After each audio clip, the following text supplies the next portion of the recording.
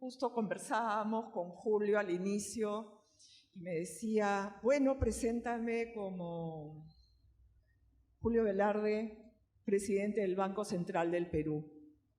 Han sido muchos los años que Julio está dirigiendo nuestro Banco Central y muchos de nosotros, no solo nosotros en el Perú, sino también en otros países a nivel internacional, Julio es reconocido como uno de los banqueros centrales que dirige una de las instituciones más sólidas, por lo menos a nivel latinoamericano.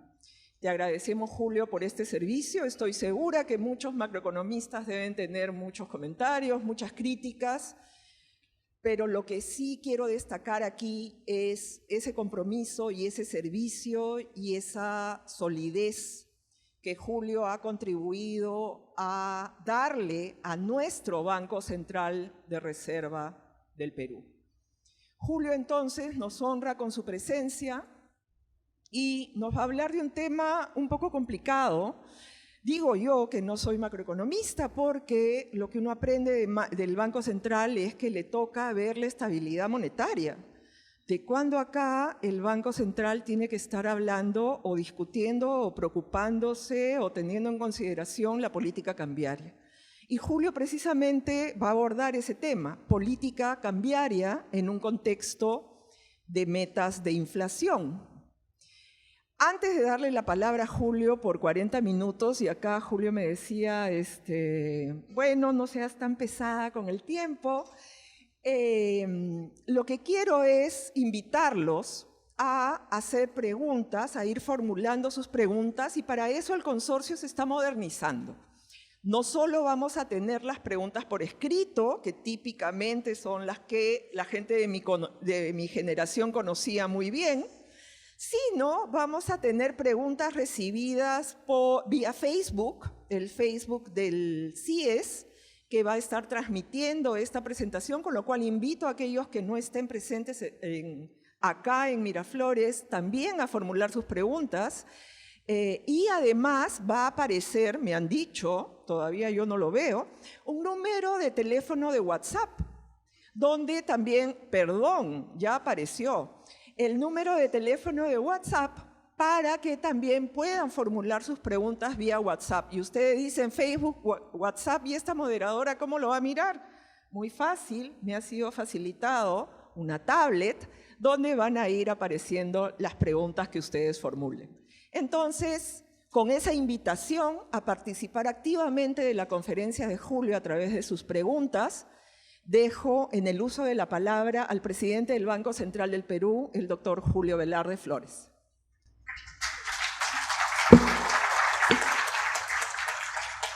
Ante todo, muchas gracias, Rosana, por la presentación, que todo funciona, pero bueno.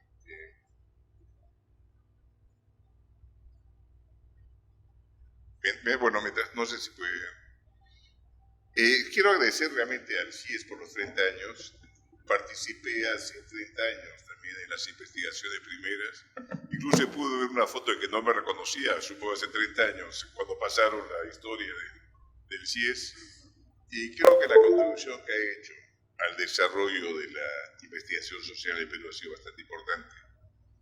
Y a nivel nacional, inicialmente se centró más en algunas universidades en la Universidad de Lima y después se fue ampliando cada vez más su ámbito nacional. Y con eso puedo comenzar. Voy a hablar de un tema que parece muy concreto, que es la intervención cambiaria, pero es un tema bastante complicado e interesante. Y son una reflexión del presidente de la República sobre Chile, pongamos. Y Chile uno puede ver cómo su manejo cambiario ha sido completamente distinto. Nosotros comenzamos a soltar en el 90, el primer país de América Latina. Nos sigue México en el 95, puede suplirse el efecto tequila, Colombia, Brasil, Chile, recién en el 99, 9 años después. Chile, cuando el gobierno de Pinochet, los Chicago Boys ganaron influencia en 7-5. Y en ese momento había una teoría que era popular en Chicago que sea enfoque monetario de balance de pagos. Supuestamente, ¿qué pasaba con el ingreso salida de dólares? Era consecuencia de diferencia entre demanda y oferta de dinero. Entonces, que el déficit de cuenta corriente fuera 8%, no importa, es el mercado que está diciendo que la demanda está siendo muy alta y la oferta va a ser causada por los dólares que entran y se transforman en pesos chilenos. Hasta que duró su crisis. Fue una política casi insensata que atrajo muchos capitales, porque digamos, no recuerdo ahora los números, pero al final fijaron el tipo de cambio, tenían una tasa de interés de casi 20%, obviamente entraron todos los capitales, financiaron un déficit de cuenta corriente enorme, todos los bancos se financiaron con préstamos exterior, e incluso el corte de financiar los bancos chilenos viene antes que la crisis de la deuda de México. Cambian de esquema, después van a un esquema preocupándose de que la competitividad no se perdiera para exportadores.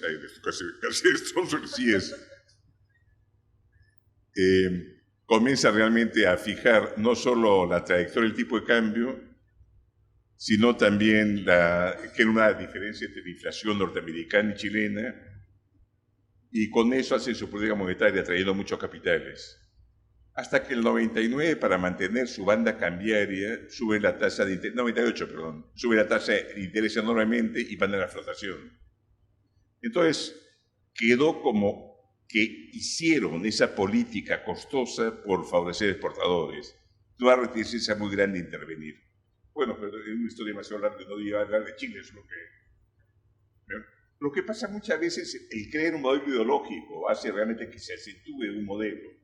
En este caso están convencidos de algo que no funcionó y que eran completamente insensibles a las críticas. No importa un déficit de cuenta corriente de 10%, porque es una consecuencia del mercado. Y eso se ha traducido también a otras políticas, a las que no voy a entrar obviamente porque no es mi tema ahora, pero que siempre repercuten en esto. Nosotros, contra la ortodoxia más bien predominante del tiempo, decidimos intervenir con un tipo de cambio flotante. Antes nuestra historia había sido típicamente la de Bretton Woods. Bueno, esto era demasiado no yo ni la primera lámina. Como todos los países, hasta el 7.3 teníamos tipo de cambio fijo, que se corregía de vez en cuando. Hemos flotado incluso un momento después del periodo del presidente Bustamante, cuando recién entró Rodríguez como dictador, bueno, fue los 8 años, pero digamos los días sin elecciones, vamos a poner esa forma. Después era básicamente tipo de cambio fijo, se fijaba el tipo de cambio, pero había devaluaciones frecuentes. Los episodios ayer, lo que se llaman los periodos stop-go, cuando presidente Belaúnde, el primer gobierno, infla la economía fuertemente con un tipo de cambio fijo que no se mueve hasta que la situación externa comience a deteriorarse y se obliga a devaluar. Y cuando hablo de funcionarios del Banco Central, explicarle al presidente Belaúnde, 6-7, por qué se evaluaba, le dice, hemos devaluado un poco más para que hubiera techo.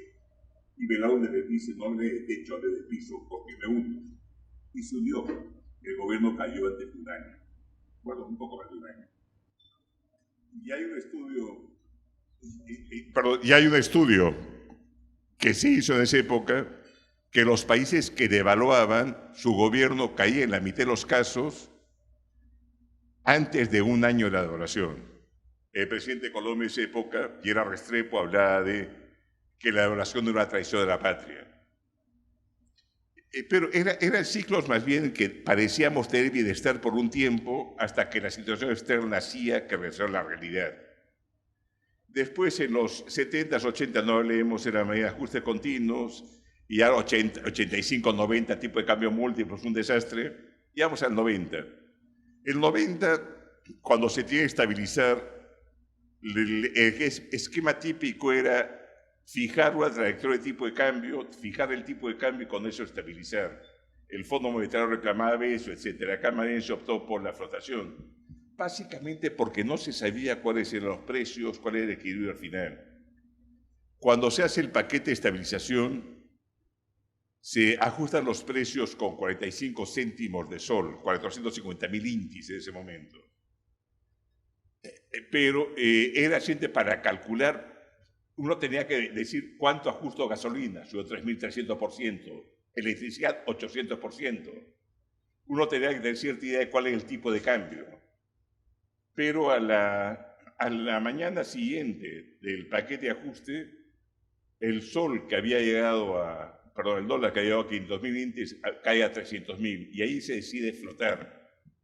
Para irlo llegando poco a poco a los 250.000 intis, recuperar reservas. Las reservas al final de Alan García I eran negativas. Pues no solo eran negativas, había un papel que se trae a exportadores, que se llama certificado de libre disponibilidad de dólares, que sería importadores para comprar los dólares. Entonces, había incluso reservas que eran mucho más negativas. La caja en el gobierno era cero. Había que parar los policías, no se sabía la medida de las protestas y no había cómo pagar los sueldos a fin de julio. Una situación bastante grave que la gente ya se olvida. Bueno, se hizo el esquema y ahí comenzó a flotar con mucha intervención. Entonces, siempre adoptamos flotación con intervención desde el 90. Y ese esquema con variaciones más o menos se ha mantenido. Ahora, si vamos a este periodo más reciente, podemos ver que las intervenciones eran continuas. En los 90, básicamente, comprar dólares. El único periodo que se vendió fue la crisis rusa, asiática y rusa, que ha sido una presión cambiaria fuerte. Hay que recordar que hace 20 años, el 99, el tipo de cambio era como el de ahora, el nivel. De ahí hemos bajado a 2.50, hemos subido a 3.80, pero el nivel de tipo de cambio que tenemos ahora, el valor del dólar frente al sol, es el mismo prácticamente que hace 20 años. O sea, en febrero, cuando era asesor del mes, Carlos Paredes, por ella no vi, cuando era asesor el tipo de cambio en febrero de 2019 era similar a que tenemos ahora, de diferencia al 2%.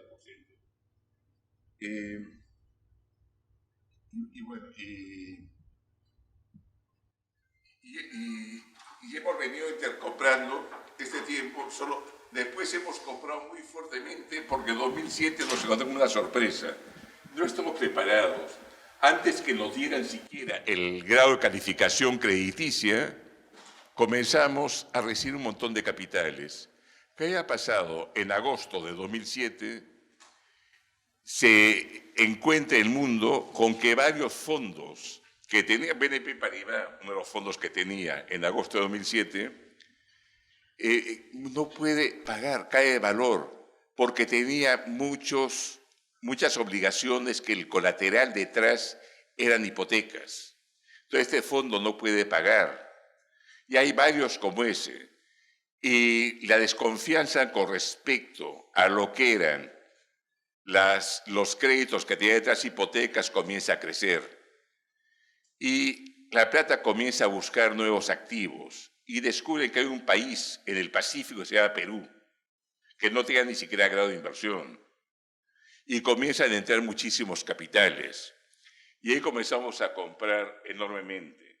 Mi preocupación casi, comienzo de 2008, era cómo frenar esta depreciación enorme. En ese momento era poco sofisticado el mercado todavía, entonces la gente traía dólares para comprar activos en soles peruanos. El más líquido era el papel del Banco Central. Prohibimos que lo compraran extranjeros, después le pusimos una comisión de 4%, después se metió a depósitos en soles en la banca, le pusimos encaje 120%, o sea, si traían 20 millones de dólares, tenía que aportar 24 millones en el Banco Central. Era de esas medidas, porque nos tomó como sorpresa este ingreso masivo de capitales a un país que ni siquiera tenía grado de inversión. Después, en los 10 años siguientes, o sea, en estos 2007 al 2017, Perú ha subido 7 peldaños en calificación de inversión. El país que ha subido más rápido en el mundo. Nos sigue Filipinas, que subió 5 peldaños simplemente. Pero ha sido una cosa, realmente una transformación que ha sido bastante dramática. Después hemos comprado un montón, comprado una cantidad bastante grande. hasta que hay casi 3 eventos sucesivos que se producen, que es cuando vendemos dólares y otras operaciones, que es a partir del anuncio del presidente del Banco Central norteamericano, Bernanke, que el ajuste monetario iba a comenzar un futuro no tan lejano. Y ahí sencillamente todos los mercados se asustan y comienzan a volcarse, a deshacerse los activos que percibían más riesgosos. Y ahí están los de mercados emergentes. La cosa se calma, como 5 meses después, incluso en los mercados financieros internacionales, llamarle gran tedio, aburrido, pero viene después el segundo semestre del 2014, la caída del precio del petróleo, nuevamente otro shock, dura 4, 5, 6 meses, se calman las cosas, en agosto de 2015 viene la depreciación del renminbi chino, mal comunicado porque no se sabía si seguía depreciándose, y la cosa recién se calma cuando en la reunión del G20 en Shanghái, el presidente del Banco Central chino dice que no van a depreciar, sino van a controlar la moneda, y se calman los mercados. Y comenzamos este periodo más bien nuevamente de ingreso de capitales, pero no al nivel masivo que hemos tenido en los años anteriores. Como pueden ver, muchos de estos eventos no tienen mucho que ver con el Perú específicamente, son más internacionales. Pero nos afecta en la capacidad de reaccionar frente a estos eventos. Es lo que puede distinguir a un banco central de otro, en todo caso. Pero bueno, esto creo que en 20 minutos, si no he pasado ni la primera lámina, mejor. El 90, cuando se hace la estabilización, el crédito era menos % del producto, casi había desaparecido. La hiperinflación licuó los créditos. El que tuvo hipoteca, que ha tomado el 84, su hipoteca 5 años después no valía nada, 0, no tenía que pagar. Un estudiante mío en la Pacífico, hace tiempo, cuando enseñaba todavía, murió su abuelo y me cuenta que su abuelo tenía un seguro que había pagado 30 años, pero tenía valor nominal.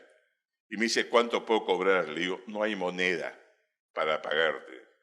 Su abuelo había pagado un seguro durante años, pero simplemente la devaluación y la inflación había hecho que perdiera valor completamente. Y no había moneda porque era 500.000 soles antiguos. Hay que recordar que un sol nuevo son 1.000 millones de soles antiguos. La moneda de 1 céntimo no alcanzaba siquiera para pagar su pensión. Eso es lo dramático que era. Pero igual pasaba con hipotecas, todo. La intermediación financiera se redujo casi a 0. Al final de diciembre del 90, y un poco reconstruido, era 3% del producto. Hoy estamos hablando casi 44%, ha crecido. Para eso tuvo que permitirse que los créditos también estuvieran en dólares, porque nadie confía en la moneda local todavía. Error que tuvo Argentina. Argentina limitó demasiado rápido, creo, los créditos en dólares recientemente.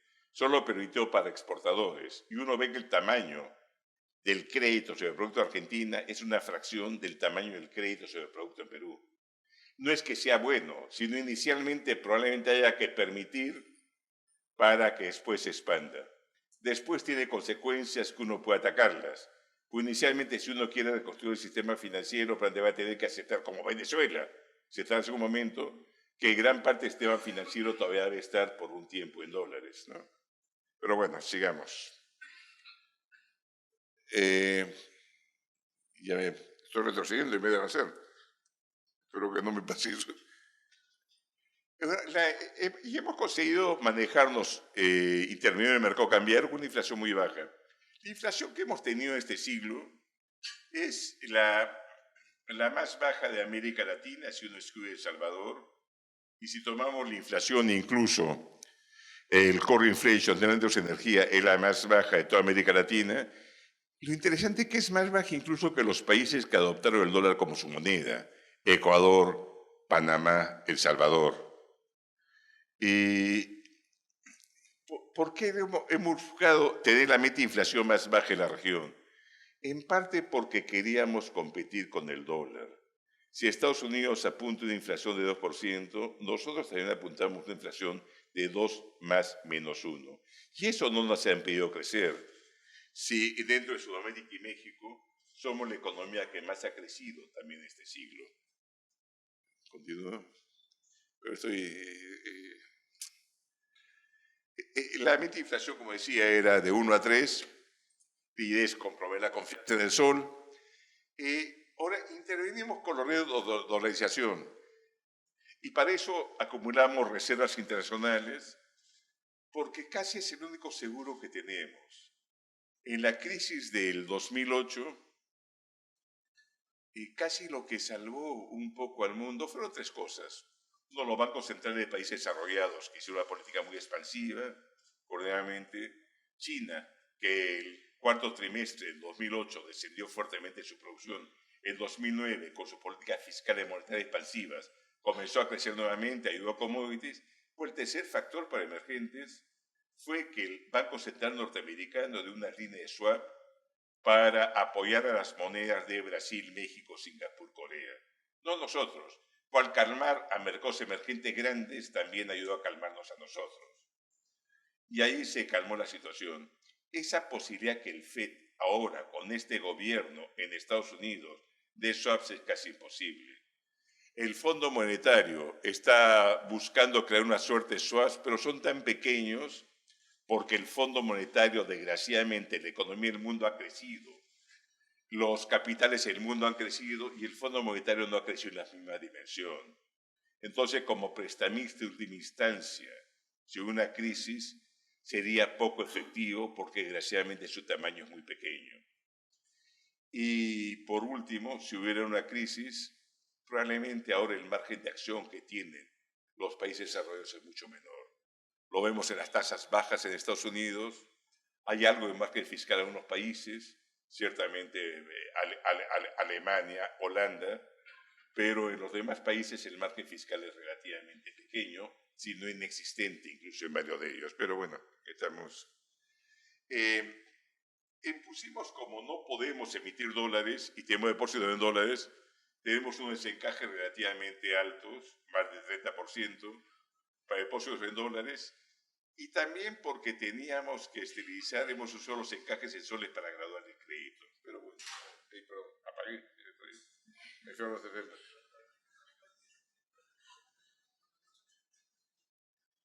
¿Por qué tenemos el mercado cambiario? Una es proveerle que sea moneda extranjera, a veces ha faltado dólares en tema financiero. Efecto que balance. Acá no nos importa que una empresa quiebre.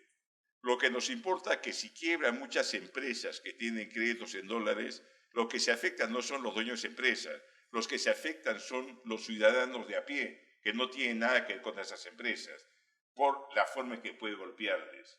Entonces, si nos manejáramos, como se manejan otros países, y voy a referirme a 2008 nuevamente, Brasil se deprecia 50% en octubre de 2008.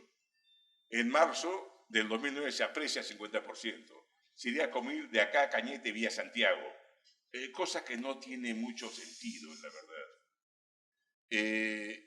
Lo mismo pasó realmente en otros países, pasó en Chile, Colombia. O sea, esta fluctuación enorme, cuando hay empresas endeudadas en dólares, no tiene sentido si es que se puede hacer algo para evitarla. No es para salvar a la empresa, es que si quiebran 30 empresas grandes, arrasan al resto, no pagan a proveedores, no pagan a trabajadores, arrastran al resto de la economía hacia abajo. Obviamente tratamos de limitarlo con varias medidas que hemos tomado, pero sigue siendo un problema que todavía hay empresas que no son conscientes del riesgo que toman. Y lo digo porque he conversado con bancos y todavía los bancos son tan ingenuos que me dicen, no, pero esta empresa no importa. Es una constructora que vende sus oficinas en dólares o ha alquilado la oficina en dólares. Acá el ingreso de las familias está en soles. Si una inversión importante, el valor de esos ingresos que permiten pagar ese alquiler va a caer y los precios en dólares van a tener que ajustarse. O desocupan las oficinas o ajustan los precios. Entonces es una ilusión de creer que para productos que se venden localmente, el que se fije en dólares está protegiendo de una depreciación. Simplemente es una ilusión. y desgraciadamente bancos incluso creen eso, gente sensata, gente que ha ido a las mejores universidades del mundo, creen eso. Bueno, lo mismo pasó en otras partes, ¿no? No es tan distinto.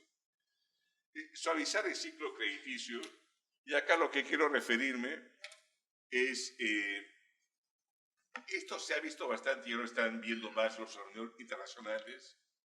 Usualmente cuando comienza a apreciarse una moneda, todos apuestan a ella.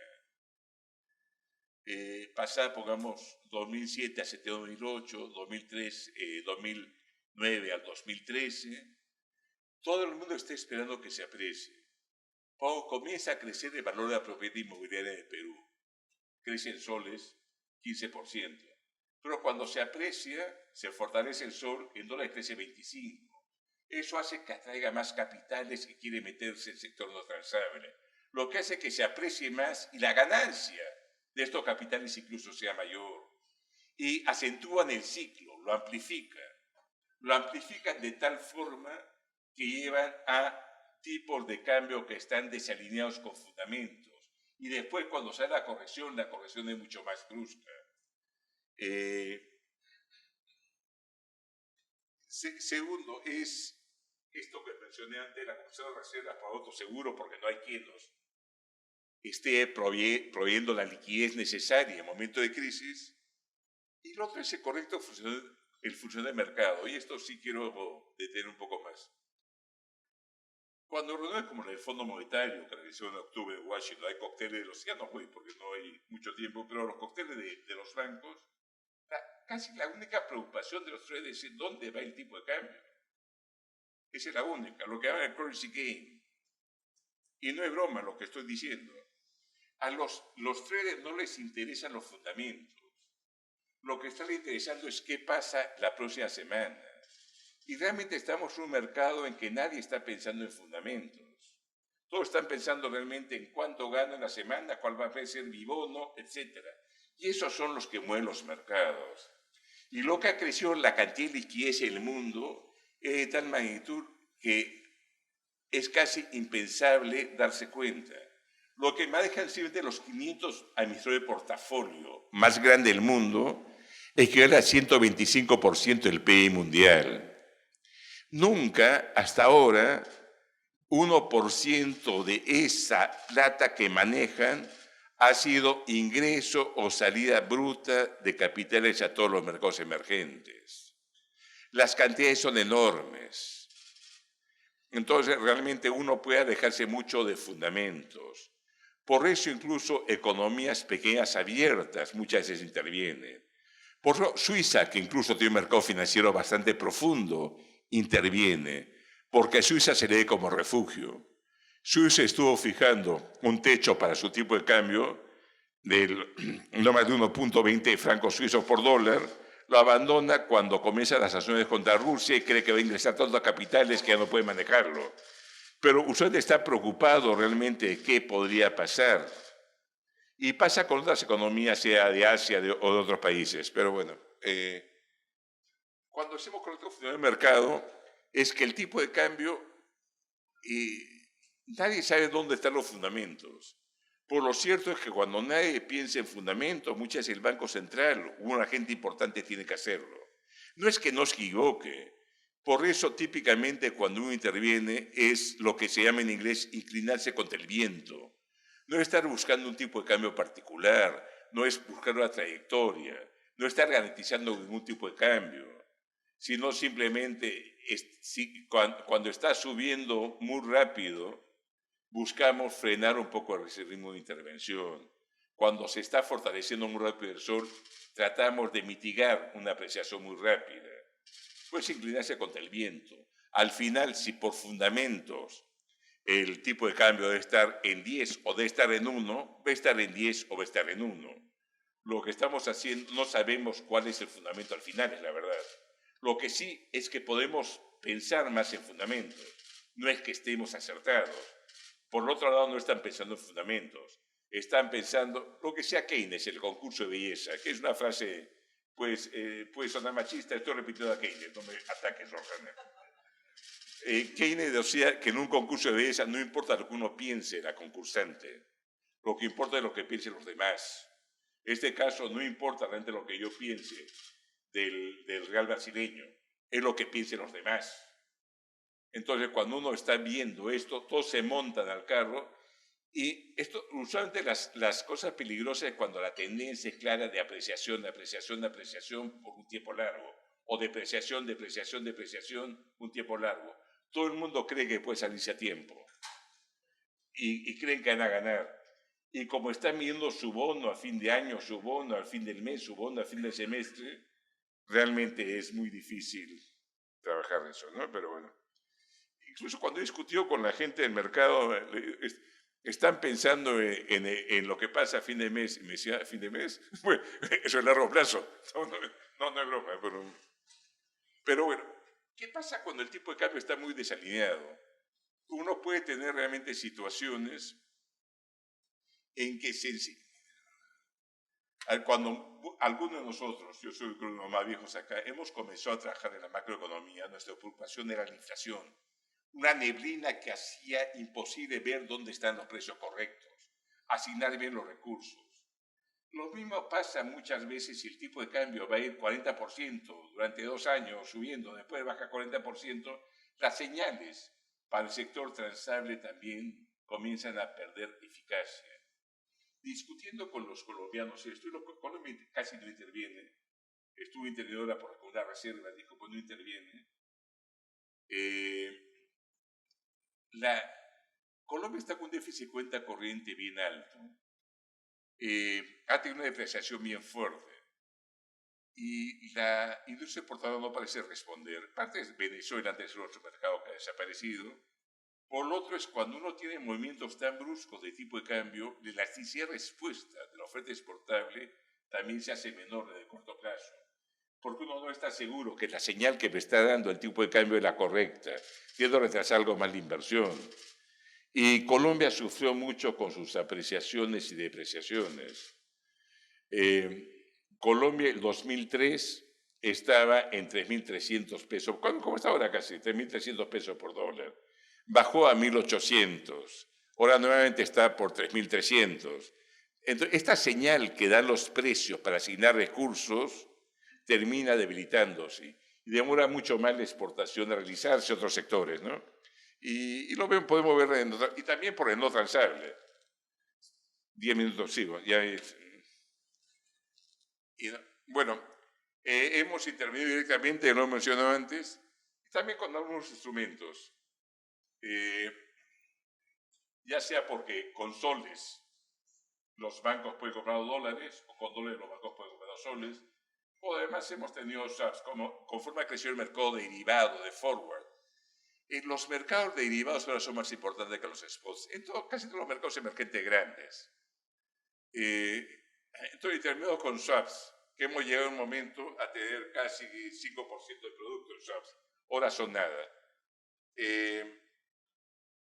Digo esto porque incluso una cosa interesante que hemos percibido en los últimos 3 años, no en Perú, sino en mercados emergentes en general, es que el trading algorítmico, o sea, los programas para hacer trading con algoritmos son cada vez más importantes.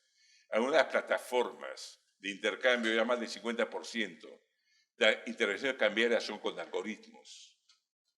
Y esto es importante incluso para el país que interviene, porque recogen los datos históricos. Si ven que Perú se deprecia, vamos a de repente retrasar un poco. Si uno ve correlación entre el peso colombiano y el sol peruano, la correlación es 0.80 y tantos. Cuando el peso chileno es 0.70 y tantos. Pero nosotros nos apreciamos y depreciamos menos, tenemos menor volatilidad. Pues nos vemos en la misma dirección casi siempre. Y los algoritmos incorporan eso. Incorporan que cuando Chile se evalúa 10, Perú se evalúa 4. Entonces, los algoritmos hacen también que sean menos agresivos con Perú de lo que son con otros países.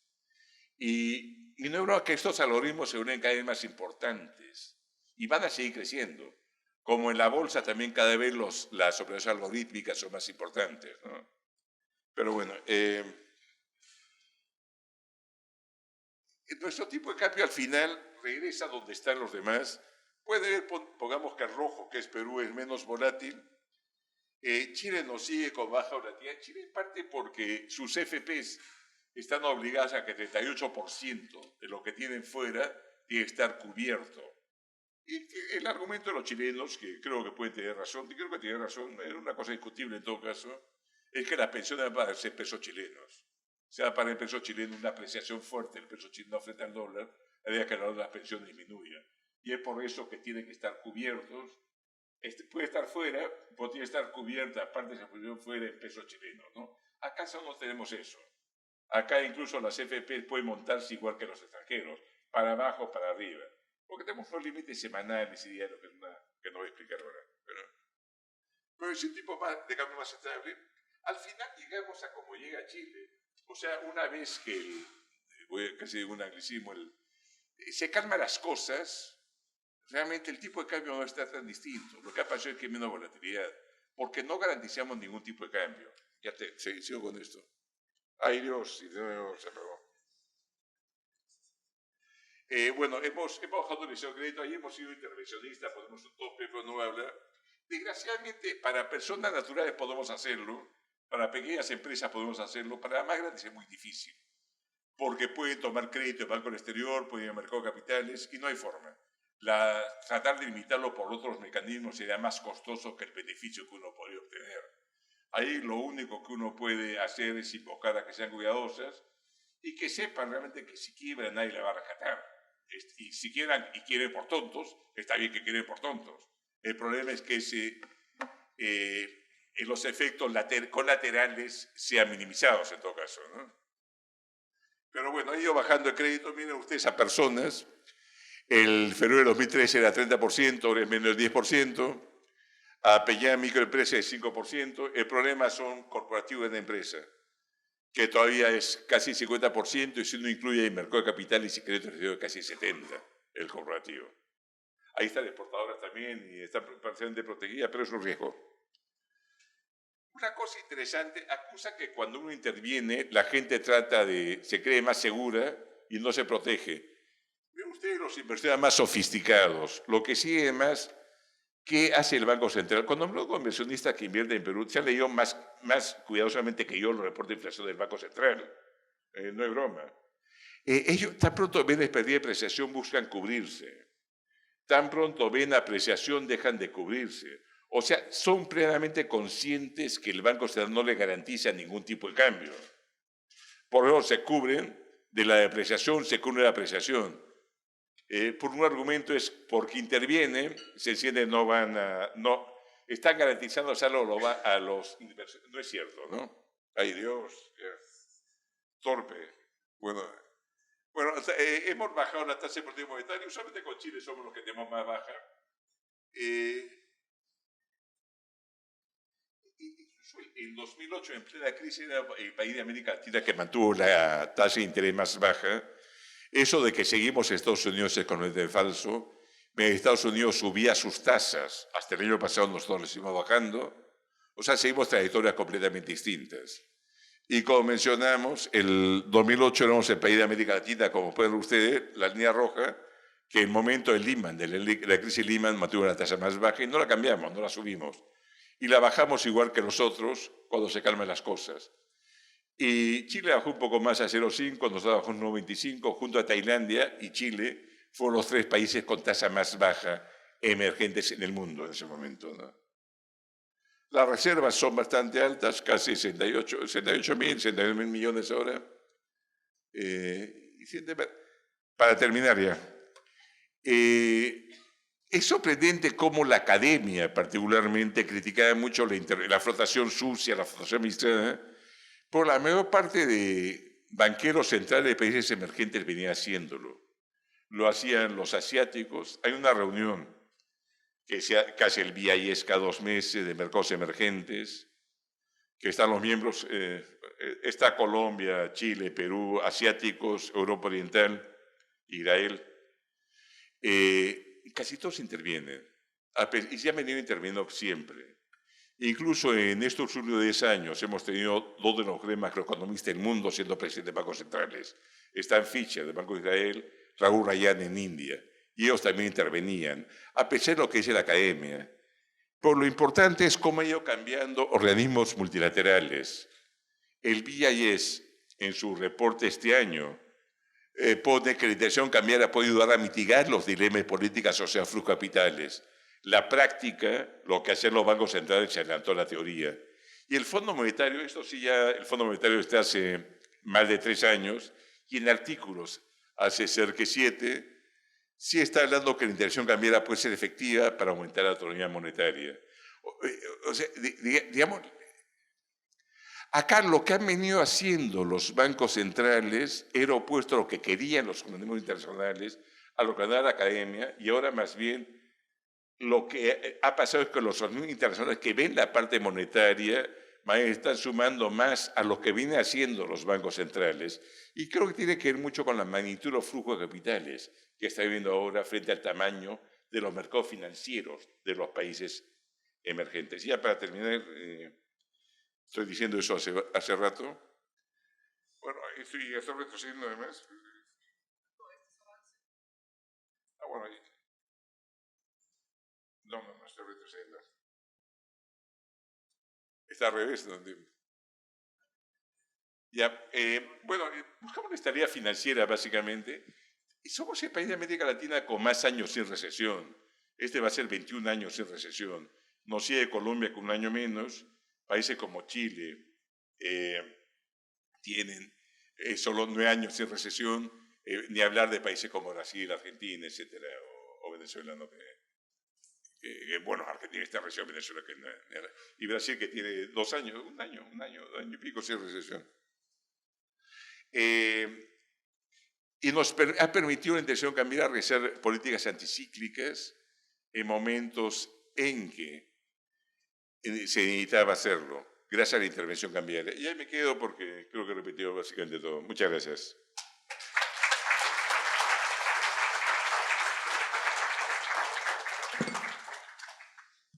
Muchísimas gracias, Julio, por esta animada presentación, y animada no solo por las idas y venidas de los PPTs, sino básicamente, obvio, por el contenido. He recibido muy pocas preguntas. Las personas de apoyo del CIES ya están pasando por si alguno de los presentes tienen preguntas que han escrito a la manera que las personas de nuestra generación harían. Tengo solamente una pregunta en la tablet, y acá, a medida que van escribiendo sus preguntas, antes de formular cualquiera a Julio, no sé cuántos de ustedes tuvieron oportunidad de mirar las fotos al inicio en esta presentación visual que hizo el CIES, y ahí es bien interesante, ya que Julio comentó el tema del concurso de belleza. Él me abrió la puerta para hacer el comentario que voy a hacer. El CIES originalmente, y si ven las fotos es impresionante, las mujeres brillábamos por nuestra ausencia, ¿no? La gran excepción era Patricia McLachlan de Arregui, de GRADE, que fue directora ejecutiva y representante de GRADE, todavía sigue trabajando en GRADE, y esta situación, por suerte, ha ido cambiando, y creo que, de alguna manera, el CIES es hoy el abanderado de lo que comentaba el presidente Vizcarra al inicio, de tratar de tener una representación paritaria como corresponde en la sociedad, hombres y mujeres contribuyendo a generar conocimiento, a implementar políticas públicas y a tratar de lograr un desarrollo sostenible para el país. Entonces, gracias CIES por tomar la bandera. Espero que en el aniversario 50 tengamos mucho más fotos de esta época donde se refleje ese interés. Entonces, antes de que me pasen las preguntas, yo me permito, y acá tengo que confesar, y ya les he dicho que macroeconomista yo no soy, así es que probablemente esta pregunta salga un poco atrevida por la ignorancia.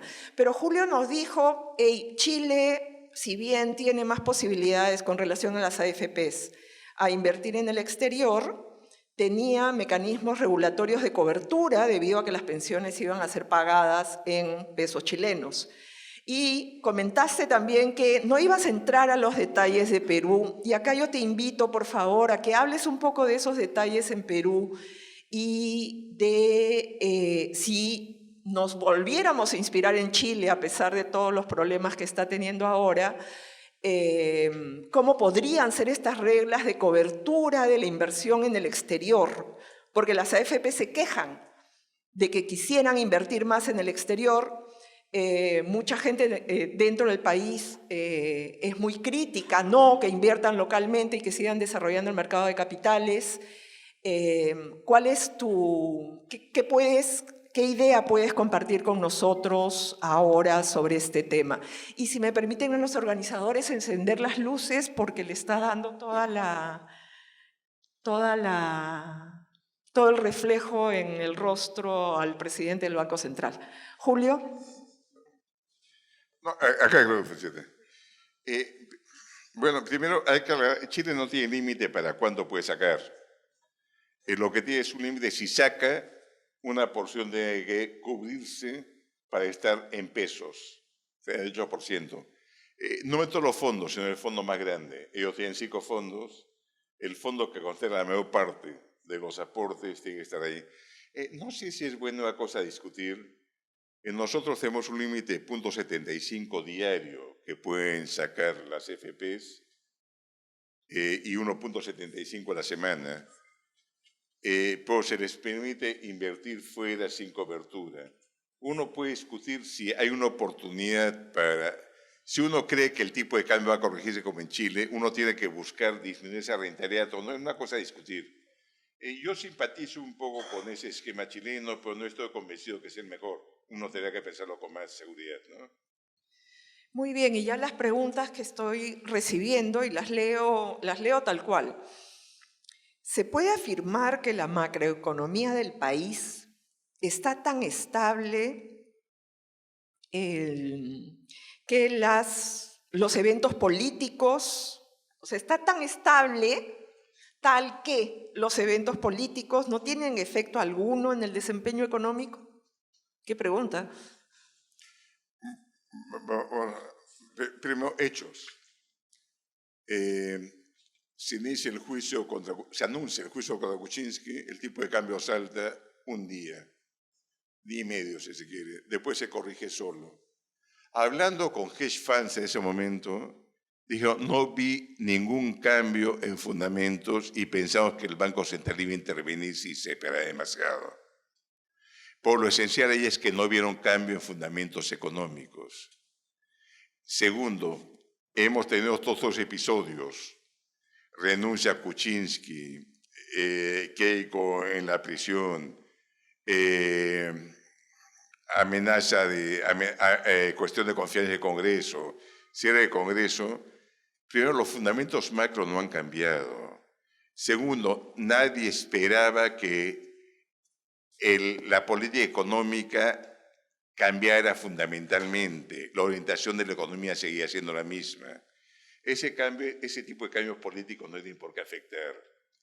Ahora, si me dices que un candidato que asusta completamente al mercado va a salir presidente, eso obviamente va a afectar.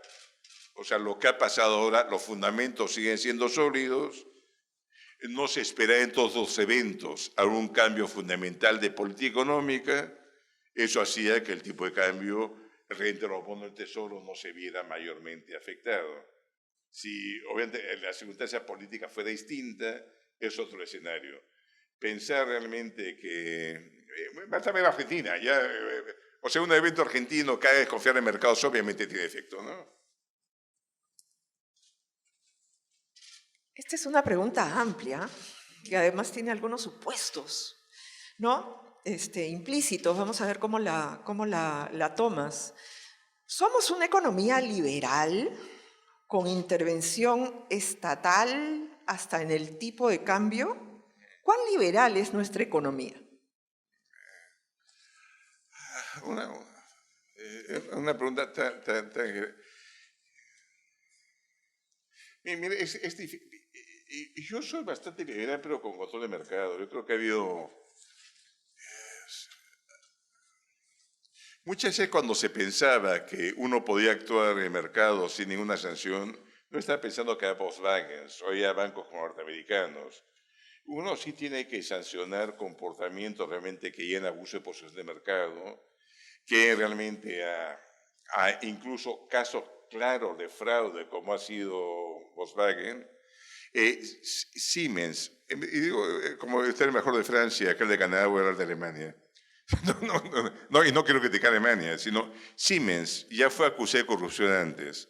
Lo que apareció en Financial Times este año, que está sobornando para equipos hospitalarios en China. Sobornando para... Unión Europea, perdón, estaba acá, que ahora que también Alemania... No, pero es cierto, son datos. O sea, a pesar de que había sido sancionado en el pasado por corrupción, que todo el mundo pensaba que sus actos ya eran limpios, las denuncias de estar sobornando para la adquisición de equipamientos médicos federales chinos no ha sido desmentido por lo que sea hasta ahora, ¿no? Es decir, a pesar que los alemanes son gente honesta, etc., uno tiene que estar teniendo un ojo vigilante. Pero creo que las reglas básicas de mercado deben ser las que orienten la asignación de recursos, no hay otra.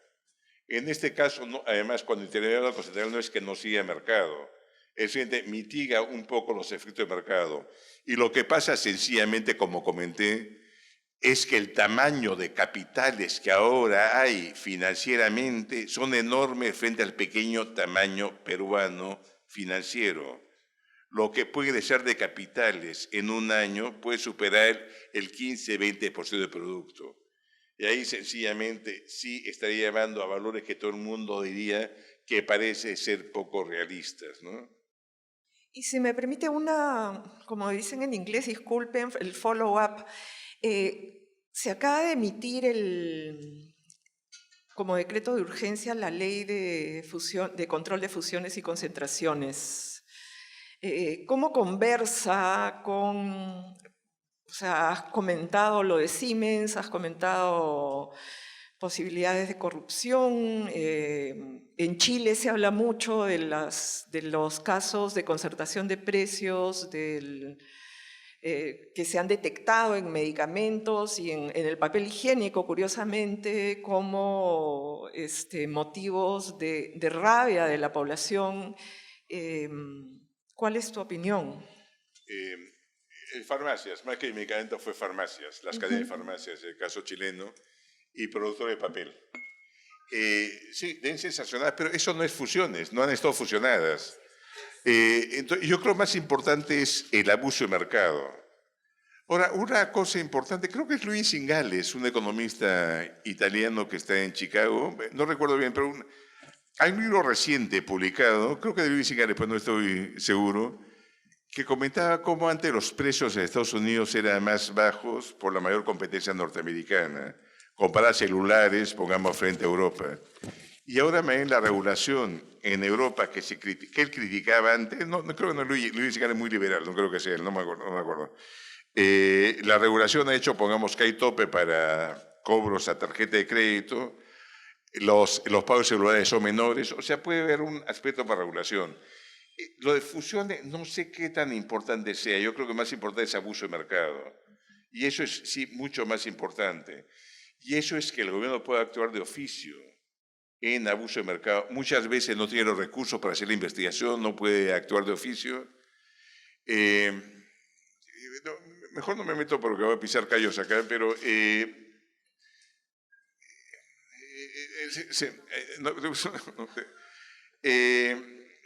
tiene que haber alguien que actúe más activamente realmente cuando está limitando competencia, ¿no? Y lo veo en varios sectores.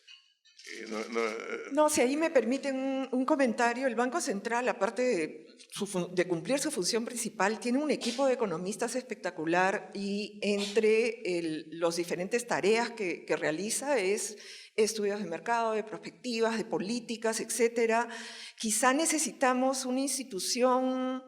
O sea, va a tomar tiempo que sea equivalente, ¿no? Pero un seguidor de mercado en México se estableció una entidad que estudiaba el funcionamiento de mercados y de tal modo que realizaba esta posible prospectiva, ¿no? A la luz de lo que son los compromisos con la OECD, etc. Ahí creo que hay un tema de desarrollo institucional en el Perú que podríamos seguir avanzando y el Banco Central pasar un poco de todo este trabajo y experiencia que tiene en la realización de estudios y la atracción de personal y de personas muy capacitadas. En lo macro.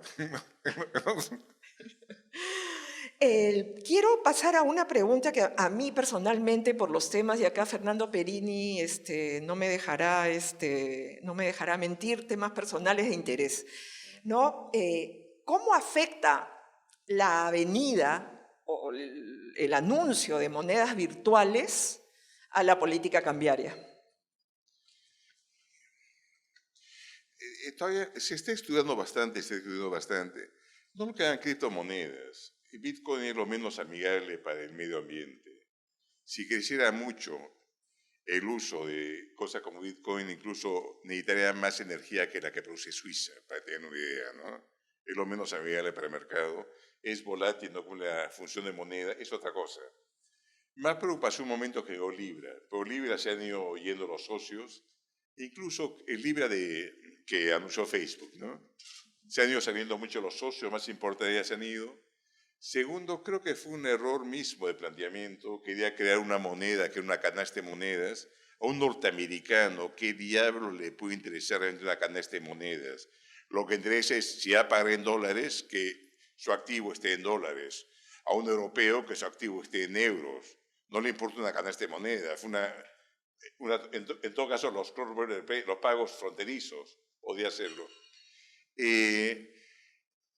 Algunos bancos centrales han comenzado a trabajar la moneda digital, Canadá entre ellos, pero realmente todavía se avanzó muy poco. Y luego China, que comenzó a avanzar algo más rápidamente, el gobernador del Banco Chino ha hecho que cree que más debería avanzar el sector privado. Y su razón es que el Banco Central chino no puede contratar a la gente más cara, vamos a poner ese mercado, que lo pueden hacer sin las empresas privadas, ¿no? No sé qué pasará, pero todavía es un tema en proceso. Y estoy hablando de monedas digitales de Banco Central. Otra cosa es pagos digitales que sí creo que debe avanzarse mucho más. La semana pasada tuvimos una reunión con los bancos más importantes en el Banco Central. Lo que queremos primero es que haya un QR único, sino que las plataformas digitales de cada banco, ya Peluquita, todas sean intercambiables. Lo que debemos es facilitar este tipo de pagos. Otros países, cuando no funciona, han hecho que el Banco Central entre. Pero yo creo que hay que buscar que antes el sector privado lo desarrolle y comience a funcionar. Y después el Banco Central funcionará. Europa está trabajando. La Reserva Federal anunció que para el 23 ellos podrán tener la transferencia entre cuentas, manejado por el FED. En México acaba de hacerlo este fin de septiembre está teniendo estos pagos digitales, manejados por el Banco de México, o sea, por el Banco Central de México. Pero es una cosa en proceso. Ya para terminar, estamos trabajando con el BIS, los 4 países de la Alianza del Pacífico, al menos Chile, Colombia y Perú. México tenía que unirse, con un centro de innovación en Singapur para pagos transfronterizos y desarrollo de repente estos pagos. Estamos buscando si se aplica un poco el esquema de la India, pero todavía es una cosa en proceso. Y segundo, una cosa bien costosa, y nosotros no tenemos el personal. O sea, vamos a montarnos un poco experiencias que tengan otros, y de acuerdo a eso avanzaremos. Por la era de pagos digitales viene, pero eso no significa que desaparezca el cash. Y ya para terminar, el cash, Suecia, los países escandinavos, incluso los periódicos, las propinas, a los mendigos, se daban en pagos digitales. En Congreso, en junio de este año, dijo que fue obligatorio el uso del cash. No la corona sueca. En la corona sueca era medio de pago legal, pero no está establecido que el cash tuviera que aceptarse. Y el cash es importante por muchas razones. Gente más vieja, por mucha gente que no tiene acceso a bancos. Estuvo en la cárcel, ningún banco le quiere abrir la cuenta, etcétera, etcétera. O sea, el cash en Inglaterra se está promoviendo, no que se use el cash, sino que no se deje de usar. O sea, son cosas distintas. O sea, que no haya negocios que no hacen mercados porque perjudican a un grupo de personas que son muchas veces las más vulnerables. Las que no pueden, las que no dan tarjeta de crédito, las que no tienen acceso con el banco, etcétera. Y esta también, bueno, nosotros no tenemos problema todavía, pero en el futuro, si no, se pierde solo el uso de tarjeta de crédito, débito, hay mucha gente que no lo tendría porque los bancos no le dan porque estuvo en cárcel, porque tiene problemas mentales, etcétera, etcétera, ¿no? Entonces sí es importante las dos cosas. Pero sí hay que avanzar en pagos digitales. Y eso se viene en el mundo. No sabemos cómo va a ser. En China ya no usan tarjeta de crédito, ya no usan cash casi. Realmente he tenido amigos que han ido a China hace poco y me decían qué retrasados están. No aceptar mi tarjeta de crédito, no podía sacar plata del cajero. El retrasero es tú. Los demás están pagando con su teléfono todo, ¿no? Pero eso fue casi monopolio de dos empresas que estuvieron sueltas mucho tiempo. Tencent y Alibaba, WeChat, y que recién hace 1 año y medio el Banco Central es obligado a que el flotante que tenían estuviera depositado en el Banco Central. No creo que ese esquema sea el que prima. Han ido a visitar a nosotros, o sea, una vez que se introduce tarjeta de crédito, débito, a Rosana le dan sus puntitos, a ella le gustan los puntos, se vuelve complicado realmente, no se vuelve complicado deshacerse, dando un servicio. Entonces, no sé cómo será, y la verdad es que no creo que nadie sepa todavía cómo se va a hacer el panorama en 10 años, ¿no? Sí, y acá hay varios estudiantes, no solo presentes, sino estoy segura conectados en redes, y muchos de estos estudiantes están buscando temas de tesis. Yo creo que todo aquello que ha dicho el presidente del Banco Central sobre se vienen cosas y todavía no sabemos cómo van a ser, son precisamente esas preguntas que los estudiantes tienen que empezar a tomar y tratar de comenzar a responder en sus trabajos de investigación y en sus trabajos de tesis. De veras, el tiempo es un tirano. Voy a tener que plantear un par de preguntas más y ya dar por terminada la sesión para poder pasar al resto de eventos. Y acá quiero juntar 2 preguntas que tratan de buscar la reflexión de Julio sobre la política cambiaria y comercial de los Estados Unidos, ¿no? ¿Qué influencia ha tenido la política cambiaria de Estados Unidos sobre nuestra economía, sabiendo que somos país exportador de materias primas? Y la otra es, en el contexto de la política cambiaria, ¿en qué medida la guerra comercial entre Estados Unidos y China afectaría las decisiones del BCR y del Perú en cuanto a tipo de cambio y estabilidad macro? Son 2 preguntas. Hemos tenido hasta el año pasado, hasta este año, un dólar fuerte en el mundo. Estados Unidos no interviene, Trump amenazó que intervendría. En el caso de Estados Unidos, la Reserva Federal no sería la que interviene, sino el Tesoro. Probablemente el Tesoro no intervendría sin consultar a la Reserva Federal, al Banco Central. Pues no intervenido nunca, y no creo que lo vaya a hacer. Sería realmente invitar una retaliación si interviene. Países muy grandes, como el Banco Central Europeo, el FED, incluso Banco de Japón, que sí tiene más tentación de intervenir y creo que en su política monetaria a veces está pensando en qué pasa con el tipo de cambio más que otros países, es muy difícil. Cuando habla de intervención de países que tienen mercado financiero todavía poco profundo, en que la magnitud de los flujos de capitales son demasiado grandes frente a ellos, incluyendo algunos, Europa Oriental, incluyendo varios países que no son emergentes, ¿no? Mencioné Suiza sí tiene una preocupación fundamental. Suiza ha conseguido sostener crecimiento alto y riqueza con su apreciación, lo que no quiere una apreciación demasiado rápida que le permita realmente, que no le permita digerir, si se quiere, esta apreciación, básicamente. China, Estados Unidos, yo creo que la tensión va a seguir. Es un país que está ascendiendo frente a una potencia dominante, cuyo poder relativo va a estar disminuyendo. Y voy a meter en geopolítica acá, y estoy con unos embajadores que saben 100 veces más que yo, pero creo que Rusia puede ser un opositor coyuntural. Creo que la posición norteamericana está más con China. Y lo digo por los foros cuando voy a Washington, que me invitan, gente está más preocupado de China, no tanto, pero abrir toda la problemática China. ¿Y qué hace China en Perú? Reunirse que había varios ministros de Economía y presentaban concentrarle. ¿Y qué pasa con China en sus respectivos países? Es más una preocupación más fundamental. Creo que las tensiones van a seguir. bajen de tono, calmen un poco los mercados, pero probablemente es un problema de estar aceptando realmente a la nueva potencia grande que quiere sentarse en la mesa con mucho más fuerza, ¿no? Ahora, dicho eso, el dólar va a seguir siendo la moneda dominante en el corto plazo. En un momento yo pensé que el euro podía hacerlo. La crisis de 2008 y el 2011, con desconfianza incluso que si el euro podía sobrevivir, ha hecho que realmente nadie esté esperando, en el corto plazo al menos, que el euro pueda recuperar la importancia que uno pensaba que podía de 2006-2007, ¿no? Y el renminbi le falta mucho. Primero, todavía hay control de capitales, etc. Si me hablas en 50 años, sí, el renminbi va a ser tan importante como el dólar. Pues si hablamos corto o mediano plazo, creo que el dólar va a seguir siendo la moneda dominante, ¿no?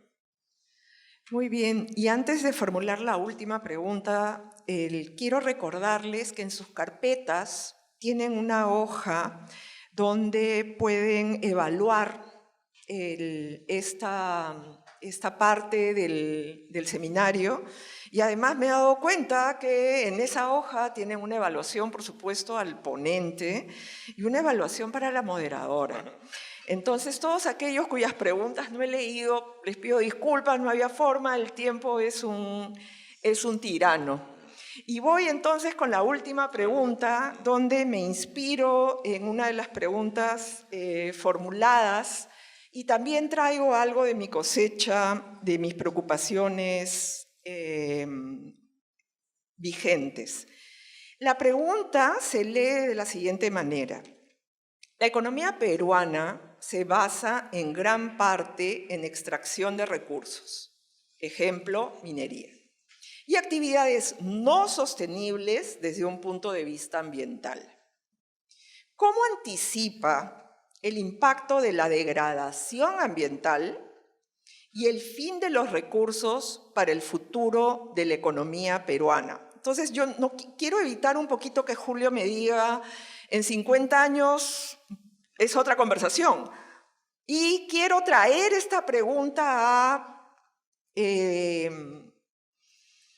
digamos que cambie, que en la siguiente elección los peruanos realmente estemos muy cansados de cómo han funcionado las cosas y elijamos a alguien que no es partícipe de la estabilidad macroeconómica y de un conjunto de actividades, y de un momento a otro ya no pudiéramos hacer minería en el Perú. En los próximos 5 años, ¿cómo estaríamos, Julio? Mal. Pero hace 500 años, los dos mayores productores de plata del mundo eran México y Perú. Ahora, 500 años después, los mayores productores del mundo siguen siendo México y Perú. O sea, no es que se acoten tampoco tan rápido, hay que tener mucho cuidado en eso, ¿no? Obviamente, la diferencia frente al pasado es que todos ahora tienen una preocupación ambiental, ¿no? Hasta la gente que antes era más reticente a eso tiene una preocupación ambiental. Todo el mundo está preocupado, no solo del medio ambiente, sino del planeta que vamos a dejar a nuestros hijos, nietos, etc. O sea, es un cambio de enfoque completamente distinto. Lo que pasa es, si un país está viviendo de un recurso, en gran medida que este desaparezca, es tu pregunta, obviamente no golpea. Decía Arabia Saudita que no va a tener petróleo, obviamente se va a empobrecer. No tiene mucho sentido. Que el esquema de desarrollo puede ser distinto, es otra discusión, pero no el tiempo probablemente, ¿no? No, si quieres no te lo digo, pero no es muy largo. No, pero sal, o sea, dale.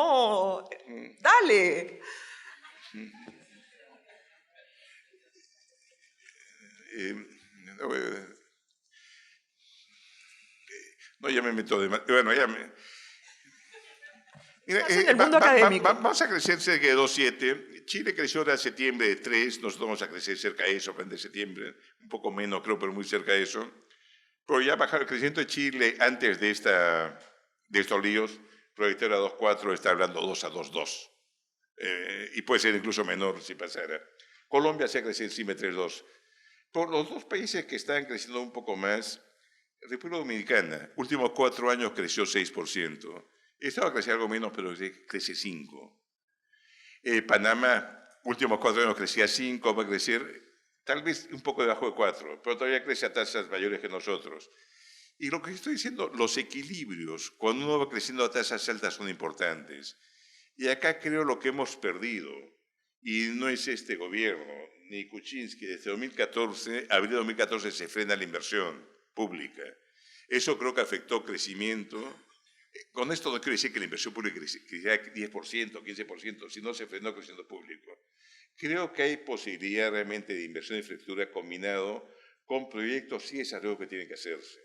Y cuando creo que uno habla de impulsar la infraestructura, tal vez con mayor endeudamiento, tiene que simultáneamente apoyar actividades que también, desgraciadamente, no desgraciadamente, sino por un tiempo, va a tener que ser minería, agroindustria, etc. Después, si crece con infraestructura del consumo doméstico, etc., hay otro mercado.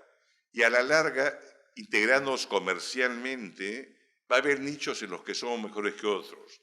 Desgraciadamente, las dos economías más grandes de Sudamérica son cerradas. Brasil, Argentina. Brasil es uno de los 5 países con los que tenemos frontera. A que menos exportamos es Brasil, porque es una economía muy cerrada. Si no se abre ese mercado, es muy difícil que a vecinos podamos integrarnos. Y desgraciadamente en América Latina no hay un solo país, excepto México, que esté integrado en la cadena de valor comercial. El único es México, Brasil no lo está, Argentina tampoco, ni Colombia, ni Chile, ninguno. Entonces es un problema mucho más ambicioso. Cuando digo infraestructura es porque aumenta demanda interna, aumenta consumo y aumenta inversión en bienes domésticos, etc. Y va a haber sectores manufactureros, servicios ligados a sectores primarios, minería, agricultura y también algunos nichos de consumo que van a crecer, ¿no? Pero es una cosa más fácil decirlo que hacerlo. Por supuesto. Muchísimas gracias, presidente del Banco Central.